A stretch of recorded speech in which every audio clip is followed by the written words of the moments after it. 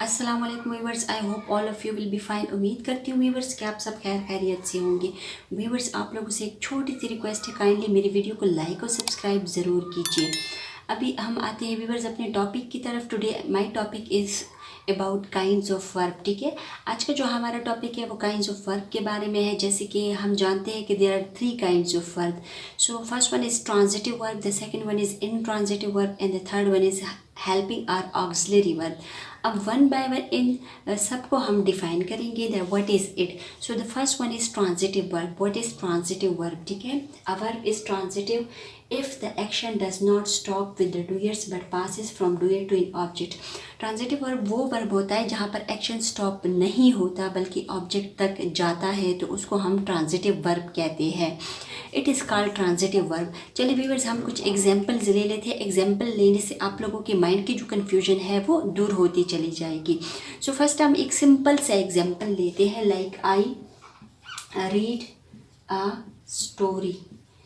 यहाँ पे देखिए व्यूअर्स, अ स्टोरी क्या है? अ स्टोरी को हमने एज अ ऑब्जेक्ट यूज़ किया है, जबकि रीड जो है यहाँ पर ट्रांजिटिव वर्ब के तौर पर यूज़ हो रहा है।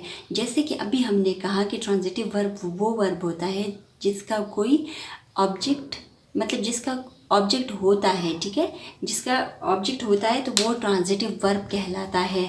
For example we can see that if the verb will have an object so it is called a transitive verb। तो ये ट्रांजिटिव वर्ब कहलाएगा। जैसे कि एग्जाम्पल हमने लिया आई रीड अ स्टोरी, तो अ स्टोरी ऑब्जेक्ट है और रीड जो है यहाँ पर as a transitive verb use हो रहा है।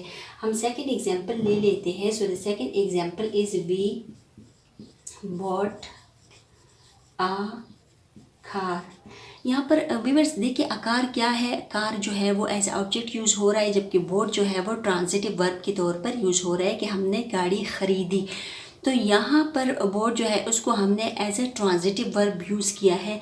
अब हम आते हैं सेकंड एग्जाम्पल की तरफ। जैसे कि second example we bought a car है, और थर्ड एग्जाम्पल हम ले सकते हैं she. For example she washes the clothes. तो द क्लॉथ जो होगा वो हमारे पास एज अ ऑब्जेक्ट यूज़ हो जाएगा, वॉशेस जो है वो एज अ ट्रांजिटिव वर्ब के तौर पर यूज़ होगा। अब हम नेक्स्ट काइंड की तरफ आते हैं। So next kind is in transitive verb. In transitive verb in the reality होता क्या है? A verb is in transitive verb when the action stops with the doers and does not pass from the doers to an object।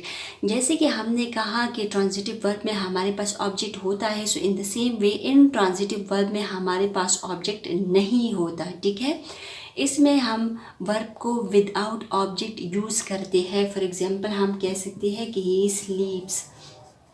तो viewers यहाँ पर देखिए ही स्लीप्स, इसका कोई object नहीं है, यहीं पे सेंटेंस जो होता है वो फिनिश हो जाता है। सो ही स्लीप्स जो है यहाँ पे स्लीप्स, उसको हमने as a intransitive verb use किया। अगर मैं कहूँ कि शी वॉक्स, सो वॉक्स को हमने as a intransitive verb use किया है, क्योंकि इसके बाद कोई ऑब्जेक्ट सेंटेंस में दिखाई नहीं दे रहा। ठीक है, so keep it in mind. और next one we run.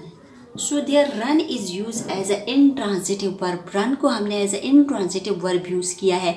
The second example जो है वो हमारे पास शी वॉक्स है, और थर्ड जो है वी रन है। इसके बाद हम नेक्स्ट काइंड की तरफ आते हैं, हेल्पिंग आर ऑक्सिलरी वर्ब। अब हेल्पिंग और ऑक्सिलरी वर्ब क्या होते हैं? जैसे कि इंग्लिश में एक चीज़ के दो नेम हो सकते हैं, हेल्पिंग वर्ब भी हम इसको कह सकते हैं, ऑक्सिलरी वर्ब भी हम इसको कह सकते हैं। इसका मतलब है उर्दू में इमदादी फेल। ठीक है, the verb which helps to form a tense or mood of some other verb is called word helping or auxiliary verb, जिसको हम जुमले में मदद के लिए इस्तेमाल करते हैं या फिर किसी और वर्ब के साथ इसका यूज़ करते हैं, तो ये हम ऑक्सिलरी वर्ब कहलाता है। जैसे कि डज हो गया है, ठीक है, डेड हो गया, डू हो गया, is, are, am, was, were हो गया, हैज़, हैव हो गया, हैड हो गया, has been, have been, had been, will and shall हो गया है, फिर शेल भी विल भी हो सकता है, shall have, will have, can, could, may, might, ये सब हमारे पास हेल्पिंग वर्ब आ जाते हैं। अब हम कुछ एग्जाम्पल ले लेते हैं हेल्पिंग वर्ब के। For example he is going to school.